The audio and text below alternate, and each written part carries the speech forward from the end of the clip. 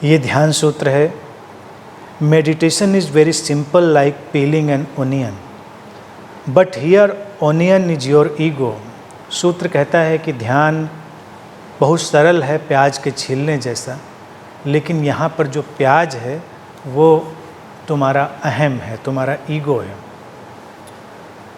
अब प्याज और अहम की जो तुलना है वो बहुत ही अच्छी है, बहुत ही सिंपल है। प्याज से हम सब परिचित हैं, प्याज को छीलिए तो आँखों में आंसू ले आता है।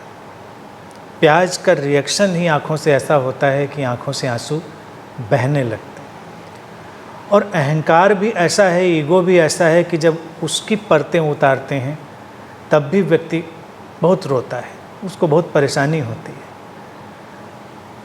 प्याज छीलने के बारे में सब जानते हैं कि वो बस परतें ही है, यानी कि उसमें कुछ ऐसा नहीं है जो बाद में तुम्हें मिलेगा। अगर तुम सब परतें उतारते जाओगे तो अंत में वो बचेगा नहीं, सारी परतें हटेंगी तो प्याज ख़त्म हो जाएगी। ईगो भी ऐसा ही है कि जब उसकी सब परतें हटती हैं तो ईगो ख़त्म हो जाता है। ईगो लेयर्स में है।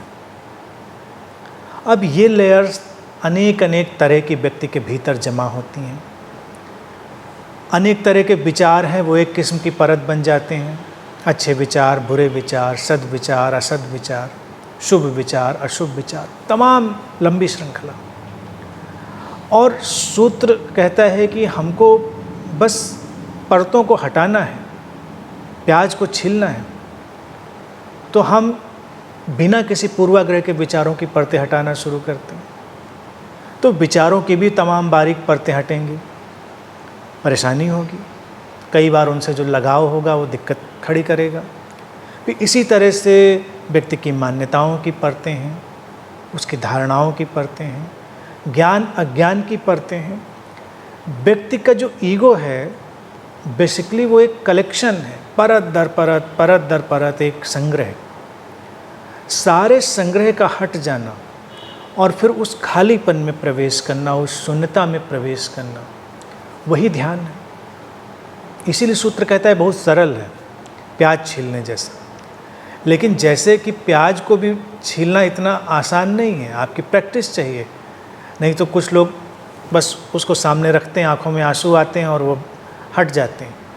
तो जब अपने अहम की, अपने ईगो की परतें हटाएंगे तो भी परेशानी होगी। बचना चाहेगा व्यक्ति, भागना चाहेगा, हटना चाहेगा, लेकिन तब उसे सामना करना पड़ेगा, ठहरना पड़ेगा।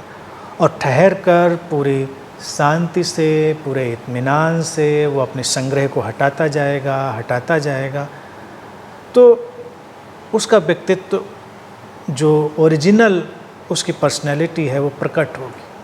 वो छुपी हुई है इतनी परतों के भीतर कि व्यक्ति उसको करीब करीब भूल ही गया है। इसीलिए ध्यान को हमेशा कहा गया है कि ये आत्मस्मरण है, सेल्फ रिमेंबरिंग है। ये कुछ नया पाना नहीं है, ये जो दबा है, भूला है, विस्मृत है, उसको फिर से याद करना है, उसको फिर से स्मरण करना है। और वो स्मरण संभव होगा परतों को हटाते चले जाने से। जितनी समझ में पड़े कि ये भी एक परत है, ये भी एक लेयर है, उसको प्याज के छिलके की तरह हटा दें। और आखिर में जैसे प्याज नहीं बचता, ऐसे ही आखिर में ईगो नहीं बचता, अहम नहीं बचता। बचती है एक सर्वव्यापक शून्यता, एक इटर्नल प्रेजेंस। और वो जो इटर्नल प्रेजेंस है वही वो चेतना है, सर्वव्यापी शाश्वत चेतना, एक चेतना जो पूरे जगत में, जीवन में परिव्याप्त है। पूरा जगत और जीवन जिससे बना है, उसी में प्रवेश। लेकिन उसमें प्रवेश होगा तब जब सारे अहम की परतें हटा दी गई होंगी, और सारी परतों का हट जाना वही ध्यान है।